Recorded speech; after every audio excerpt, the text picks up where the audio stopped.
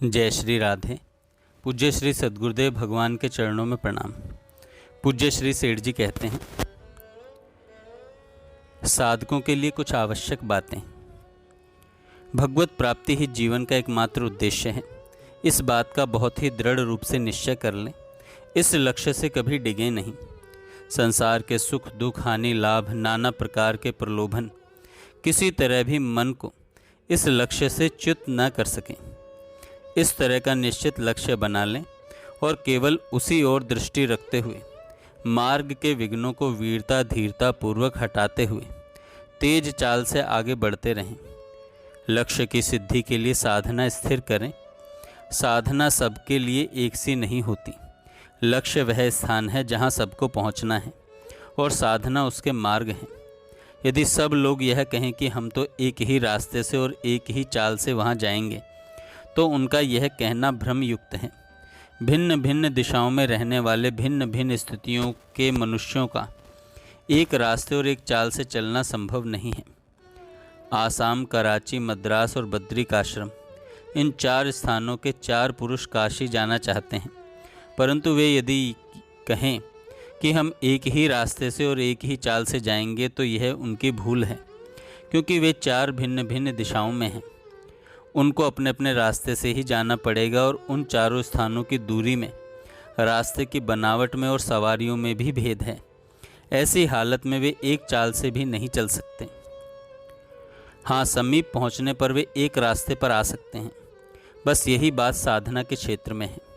जो लोग सबको एक मार्ग और एक चाल से चलाना चाहते हैं, वे स्वयं न तो पहुँचे हुए हैं और न मार्ग का ही उन्हें अनुभव है। अतएव अपने उपयुक्त साधना की जानकारी के लिए किसी जानकार की शरण लेनी चाहिए।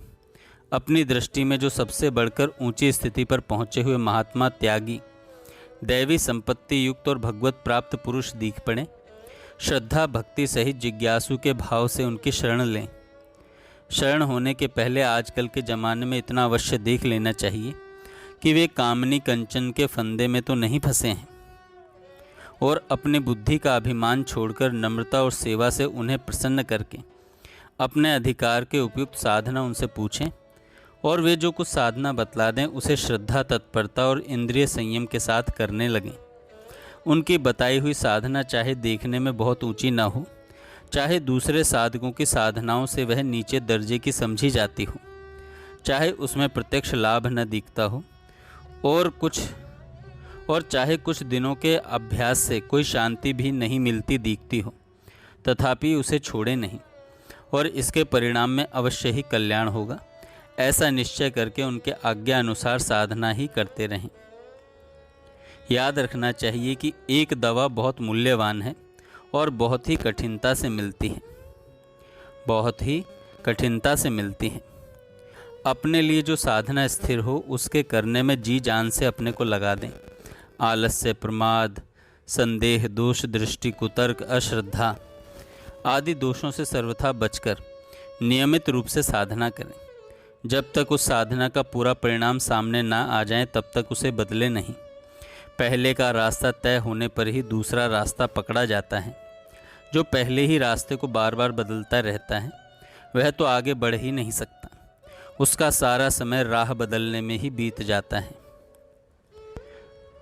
कभी यह न सोचें कि सिद्धि प्राप्त करने के बाद साधना को छोड़ ही देना है, बल्कि यह निश्चय करें जिस साधना से सिद्धि मिली है वह तो हमारे लिए परम प्रिय वस्तु है, उसे कभी छोड़ना ही नहीं है।